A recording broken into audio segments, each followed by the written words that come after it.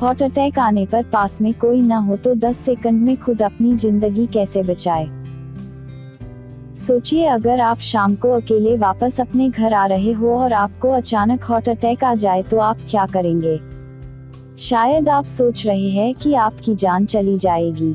जी, ऐसा बिल्कुल हो सकता है, क्योंकि हार्ट अटैक के दौरान आपके पास लगभग सिर्फ 10 सेकंड्स ही होते हैं।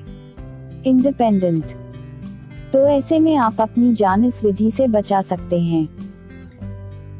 जब आपको हार्ट अटैक आए तो आपको जोर जोर से खांसना चाहिए, क्योंकि जब आपको हार्ट अटैक आता है तो आपकी जोर की सांसें फेफड़ों को ऑक्सीजन से भर देती हैं और खांसने से आपका दिल सिकुड़ता है और फिर सांसों की वजह से फूलता है, जिससे रक्त संचालन नियमित रूप से चलता रहता है और इससे आपके बचने की संभावनाएं काफी हद तक बढ़ जाती हैं।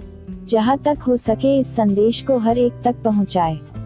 एक हृदय डॉक्टर ने तो यहाँ तक कहा कि अगर हर व्यक्ति यह संदेश 10 लोगों को भेजे तो एक जान बचाई जा सकती है। आप सबसे निवेदन है कि चुटकुले भेजने के बजाय यह संदेश सबको भेजे ताकि लोगों की जान बच सके।